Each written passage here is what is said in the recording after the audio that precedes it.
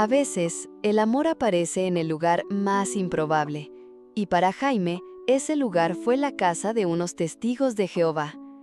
Ella no lo pidió, no lo eligió, pero tras la muerte de su padre, no le quedó otra que mudarse con sus tíos a un pequeño pueblo canadiense donde la religión lo marcaba todo, cada mirada, cada palabra, cada decisión. Jaime venía de otro mundo, uno donde podía hablar sin miedo, escuchar música fuerte, reír sin pedir permiso. Pero ahora vivía en una casa donde los gestos eran medidos, las sonrisas tenían reglas y las emociones solo se permitían si eran apropiadas. Una casa donde la fe no era una opción, era una forma de respirar.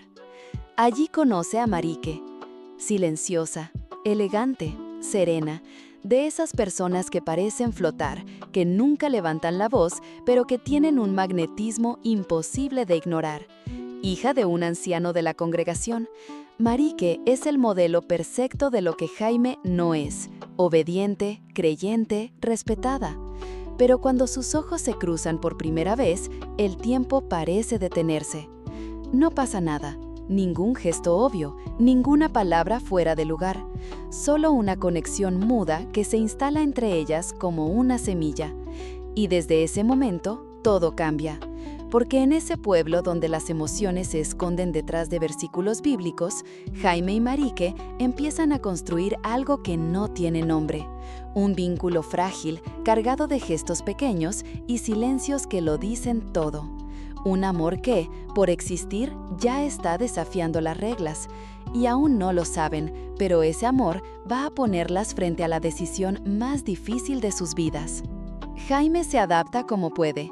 Se sienta en los estudios bíblicos, asiste a las reuniones del Salón del Reino, sonríe con respeto a las señoras mayores que le preguntan por su progreso espiritual. Pero por dentro, sigue siendo la misma chica de siempre, irónica, curiosa, libre. Y cada día que pasa en esa casa, más necesita encontrar un rincón donde pueda respirar de verdad. Ese rincón empieza a ser Marique. Todo empieza de forma sutil, pequeñas charlas al salir del salón, una caminata por la escuela, risas ahogadas que contrastan con el silencio estricto del hogar. Marique, tan reservada al principio, empieza a abrirse. Habla de su madre enferma, de lo difícil que es crecer con tantas expectativas, de lo sola que se siente, incluso estando rodeada de hermanos en la fe. Y Jaime la escucha, no para juzgarla, sino para verla, para acompañarla. Una tarde, Marique le ofrece a Jaime que se quede a dormir en su casa. Su madre necesita reposo, su padre está fuera, solo serán ellas dos. Y aunque no lo dicen, las dos saben que esa noche no será como las demás. Cenan juntas, ven una película vieja, comparten una manta. Todo parece normal desde afuera, pero por dentro hay un terremoto silencioso. Los ojos se cruzan más de la cuenta, las risas duran más de lo debido, y cuando Marique apoya la cabeza sobre el hombro de Jaime, no hace falta nada más. Ese gesto, tan simple, tan pequeño, lo cambia todo, porque es ahí cuando ambas lo aceptan. Lo que hay entre ellas no es amistad, no es una etapa, no es curiosidad, es algo más, algo que no tiene espacio en su mundo, pero que crece igual. Y en ese momento, entre susurros, complicidad y nervios compartidos, se prometen algo sin decirlo en voz alta: cuidarse, proteger lo que están sintiendo, aunque todo lo demás diga que está mal, aunque nadie más lo entienda, aunque el precio sea alto. Desde aquella noche en casa de Marique, algo se selló entre ellas. No fue necesario nombrarlo, ni explicarlo, fue simplemente real. Y una vez que se cruza esa línea, por más delgada que sea, no hay forma de volver atrás. Ahora se buscan todo el tiempo, en la escuela, en la congregación, en los pasillos. Se inventan excusas para pasar tiempo juntas. Te ayudo con los deberes, paso a saludarte, necesito hablar con alguien. Pero no es solo para hablar, es para estar, para tener esos minutos donde pueden ser ellas mismas sin disfraz. La relación se vuelve cada vez más íntima.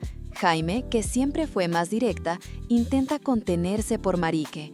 Entiende lo que está en juego, entiende que en ese entorno todo gesto fuera de lugar puede convertirse en un escándalo. Y Marique vive en un equilibrio casi imposible. Por un lado, tiene a su padre, respetado, estricto, vigilante, y por otro lado, esa fuerza interna que la empuja hacia Jaime, aunque no sepa cómo explicarla. Se siente dividida entre dos mundos, uno que conoce desde que nació y otro que acaba de descubrir, pero que la hace sentir viva. Una tarde, van al lago, a solas, sin testigos, sin presión. Y allí, entre el agua y el cielo, se sueltan. Hablan de lo que quieren, de lo que temen, de lo que nunca se atrevieron a decir en voz alta. Y finalmente, se toman de la mano.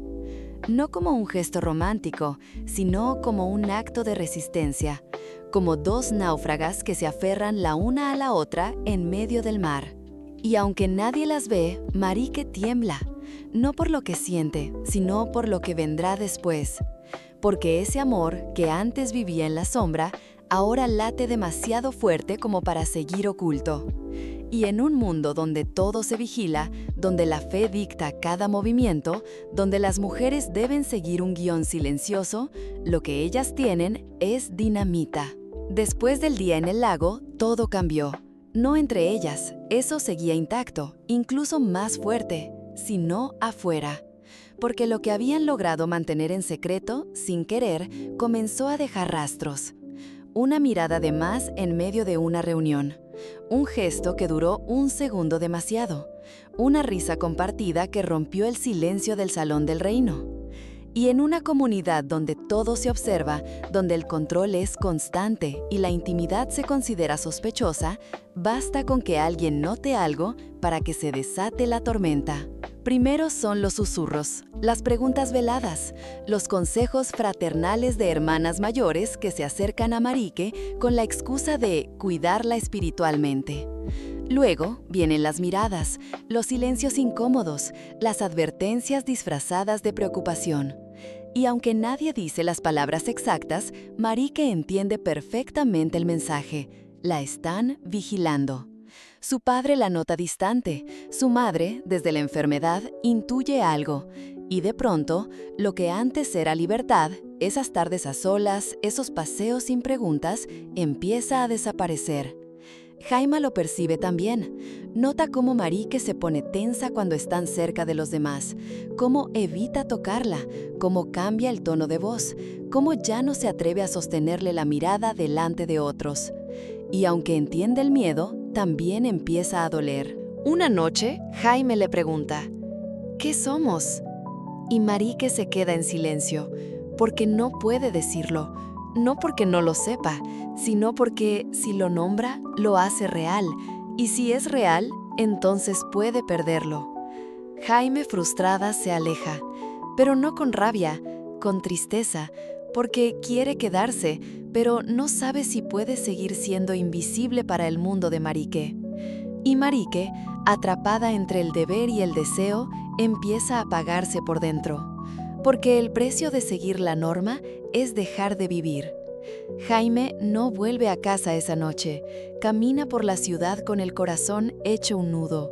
Quería quedarse, quería entender, pero ya no sabe cómo sostener algo que solo existe en silencio. No odia a Marique, todo lo contrario, pero empieza a sentir que lo que hay entre ellas le duele más de lo que la libera. Marique, en cambio, se encierra en su habitación. Llora sin ruido, porque no quiere que nadie la oiga, porque ni siquiera tiene palabras para explicar lo que siente, y porque sabe que su mundo está a punto de desmoronarse, con o sin su permiso. Y entonces ocurre. Una hermana de la congregación, muy respetada, se acerca a su padre. Le dice que ha notado comportamientos extraños, que ha visto cosas preocupantes, que teme por el alma de su hija. El padre, impactado, no reacciona con violencia, reacciona con firmeza, con la frialdad del que cree estar haciendo lo correcto. Le habla a Marique esa misma noche. Le dice que está desviándose, que está poniendo en riesgo todo lo que han construido, que el camino correcto es uno solo y que aún puede volver a él si se arrepiente. Marique no responde, pero su silencio ya lo dice todo. Los días siguientes son una prisión emocional. Le quitan libertades, le prohíben ver a Jaime, le organizan reuniones con otros jóvenes de la fe, le imponen más horas de estudio bíblico, le hablan del castigo eterno, de lo que está en juego, de la vida eterna y de la condena. Y entonces llega el golpe final. Su padre decide que Marique debe casarse con uno de los jóvenes de la congregación, alguien correcto, fiel, un hombre que pueda guiarla de vuelta al buen camino. La noticia cae como un balde de agua helada. Jaime se entera por terceros, no por Marique, y cuando la ve en el salón del reino, tomada del brazo de ese muchacho, todo dentro de ella se rompe. No porque Marique ya no la quiera, sino porque está eligiendo sobrevivir a costa de sí misma. Esa noche, Jaime se va del pueblo. No hay discusiones, no hay drama, solo una mochila, una estación de bus y el silencio de alguien que sabe que hizo todo lo que pudo, pero que no podía seguir apagándose para encajar. Y mientras el vehículo se aleja, Jaime mira por la ventana. Tal vez no se llevó a Marique, pero se lleva algo aún más fuerte, la certeza de que lo vivido fue real, aunque el mundo haya dicho que no debía existir. Pasaron los meses. Jaime volvió a su mundo, a su ciudad, a esa vida donde podía respirar sin tener que pedir permiso. Empezó a estudiar, conoció gente nueva, se reconectó con su hermana, recuperó parte de esa libertad que había dejado en pausa al llegar al pueblo. Pero algo en ella cambió para siempre, porque hubo una época, aunque breve, en que amó de verdad, sin nombre, sin permiso, sin reglas. Y aunque ese amor no pudo quedarse, dejó raíces. Marique, mientras tanto, siguió el camino marcado. Se casó, asistió a las reuniones, aprendió a sonreír cuando debía, a decir amén cuando se esperaba, a convertirse en el reflejo perfecto de lo que su comunidad valoraba. Pero por dentro, guardó un rincón que nadie pudo tocar. Ese rincón tiene un nombre, y unos ojos, y una risa que aún resuena en su memoria. Años después, Jaime vuelve al pueblo, no por Marique, sino por ella misma, como quien visita un lugar donde alguna vez fue feliz y también se rompió. Pasea por las calles, mira el salón del reino desde lejos y no espera encontrarla, pero ahí está, Marique, más adulta, más serena, más ella.